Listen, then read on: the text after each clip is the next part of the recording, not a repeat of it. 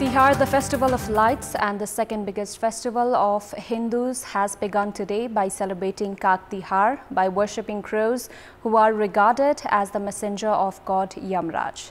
Meanwhile, the Kirati community is celebrating the birth anniversary of Phagu Nanda, a national icon who contributed in promoting Kirati culture and religion. Good evening, I'm Chitrakar and these are the headlines of the hour. Hindus celebrating Kak Tihar on the first day of Yama Panchak as the second biggest festival of Hindus begins.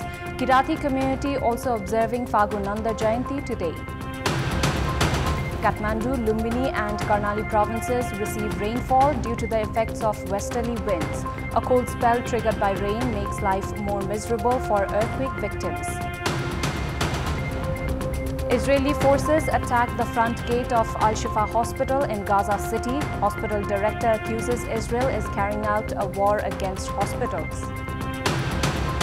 And Australia chasing a victory target of 307 runs given by Bangladesh in the ICC World Cup. England also batting first against Pakistan in another World Cup match.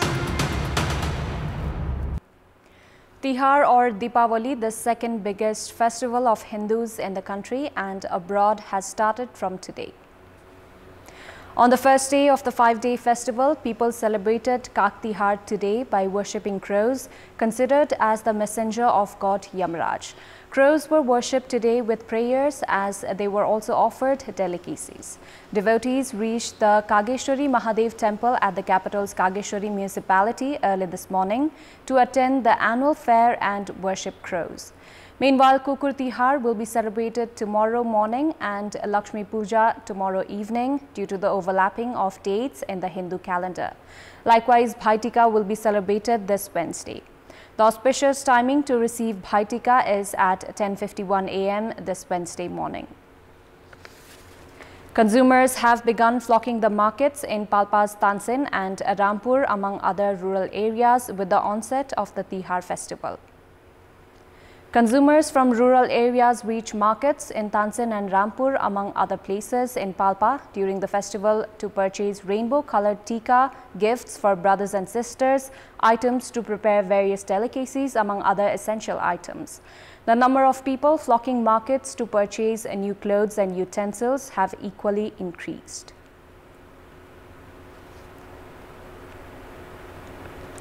The Kirati community is celebrating today the 139th birth anniversary of Phagu Nanda, who is the 16th national icon. Phagu Nanda is specially remembered for his contribution in promoting Kirati culture and religion in Nepal. Kirati devotees from Koshi province specially observe this festival. Phalam Singh Lingden, who was later commemorated as Phagu Nanda Guru, was born on this day in 1885 in the eastern district of Ilan. He is credited for popularizing ancient Kirat culture. Phagu Nanda is remembered for his socio-cultural crusades that includes a ban on animal sacrifice and elimination of social orthodoxies. Phagu Nanda Guru passed away in April 1949, while the government of Nepal declared him a national icon in December 2009. Rain has been witnessed in the nation's capital, Kathmandu, as well as the western parts of the country due to the effects of the westerly wind. Rainfall has been recorded in the Kathmandu Valley as well as some districts of Karnali and Lumbini provinces. The victims of earthquake in Jajarkot and Rukum West have been further affected as temperature has decreased due to the rainfall. The lives of the earthquake victims that had been spending their days as well as nights under temporary shelters have become more difficult. Meanwhile, snowfall has been recorded in the mountainous region. Lives of people in Humla have also been affected with a dip in mercury. Locals of the district headquarters, Simkot and Namkha rural municipality in the north have complained of difficulty in their daily lives. Rainfall has been recorded in Simkot as well as lower regions. The temperature in Humla has dropped to -4 degrees Celsius. Likewise, rainfall has been witnessed in Kathmandu as well as other parts of Bagmati province. The Meteorological Forecasting Division has predicted rain in some parts of Koshi and Gandaki provinces as well. The department has said that weather will improve from later tonight. The department has attributed the sudden dip in mercury in the Himalayan and hilly regions to the effects of the westerly winds. The Finance Committee under the House of Representatives has issued a directive to begin the process of issuing licenses for new stock exchange. The meeting of the committee held yesterday directed the government to start the process for the same. The committee said that the process must begin as the Supreme Court has already issued a verdict in favor of granting permission for stock exchange. The Supreme Court had issued the verdict against cases filed demanding to stop issuing brokered licenses for stock exchange and commodity exchange. The committee's meeting held on 12th of June earlier this year had stopped the process of issuing such licenses. Prime Minister Pushpa Kamal Dahal had directed to halt the issuance of new stock exchange licenses following widespread criticism at the parliament. Budanilkantha municipality of the Kathmandu metropolis has started operating local market with a view to promote local products. The local government has begun operating a local market to promote local vegetables and crops. Former President Bidya Devi Bhandari had visited the market today, which is set up weekly on Saturdays. The local authorities say that the concept has been initiated to encourage local farmers and to provide market for their produce. Authorities also say that this will conserve local crops as well as provide relief to the farmers. A robbery was reported at a house in Naktajhij of Mithila municipality in Dhanusha last night. The incident took place at the house of local resident Ram Kewal Mahatto at midnight last night. Mahatto said that a group of 5 individuals robbed 50,000 rupees, 1.5 tolas of gold, 30 tolas of silver and 3 mobile phones.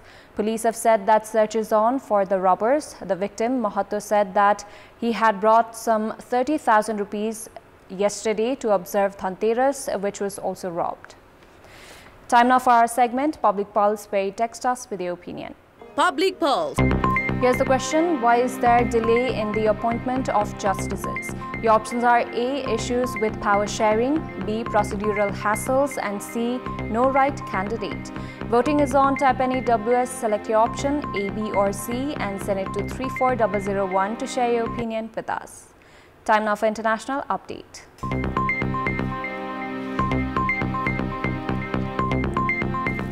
Israeli forces attack front gate of Al-Shifa hospital in Gaza City. Hospital director says Israel is carrying out a war against hospitals.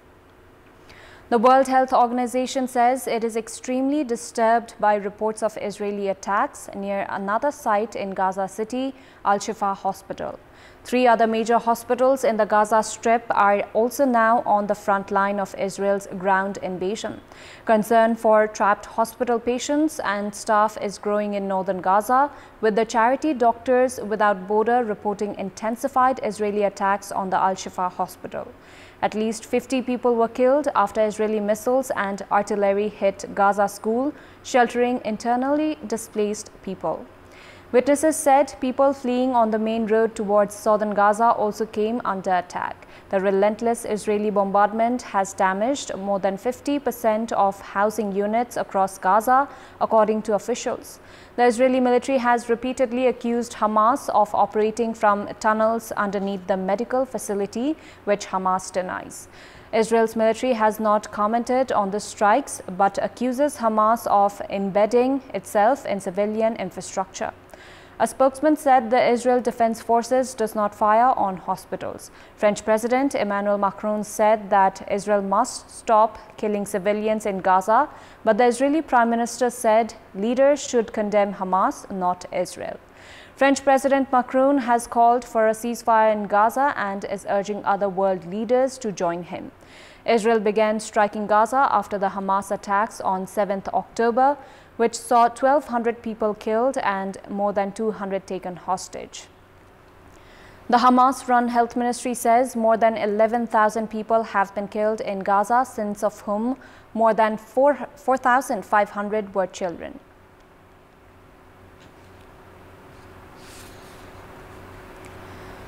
Saudi Arabia is hosting the Joint Arab Islamic Extraordinary Summit today in response to the unprecedented circumstances in Gaza. Saudi Arabia was initially going to host Arab and Islamic summits separately but has decided to combine the two after consultations with the League of Arab States and the Organization of Islamic Cooperation. Saudi Arabia's Crown Prince on Friday called for an end to the war in Gaza, a stance later echoed in a declaration with African leaders attending a summit in Riyadh. Crown Prince Mohammed bin Salman said during the African-Saudi summit in the kingdom's capital that group leaders condemn military assault on the Gaza Strip, targeting civilians and violations of international law by the Israeli authorities. He underlined the group's call on the need to stop this war and the forced displacement of Palestinians. Leaders attending the African-Saudi summit in a joint declaration said military operations in the occupied Palestinian territories needed to stop and civilians must be protected. Leaders attending the summit includes the president of Nigeria, Kenya, Zambia, Djibouti and Mauritania, the prime ministers of Ethiopia and Niger, and the foreign minister of Egypt.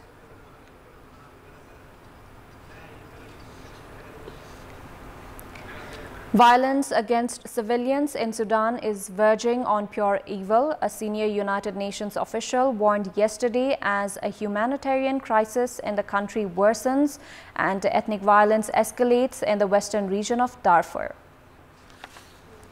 A war erupted on April 15 between the Sudanese army and paramilitary rapid support forces after weeks of rising tension between the two sides over a plan to integrate forces as part of a transition from military rule to civilian democracy.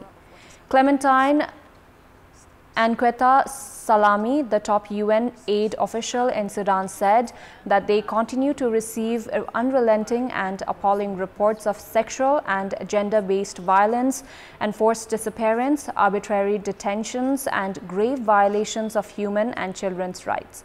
Anqueta Salami said some 25 million people, more than half of the population, need humanitarian help and protection, and more than 6 million have fled their homes and are displaced inside Sudan or in neighboring countries.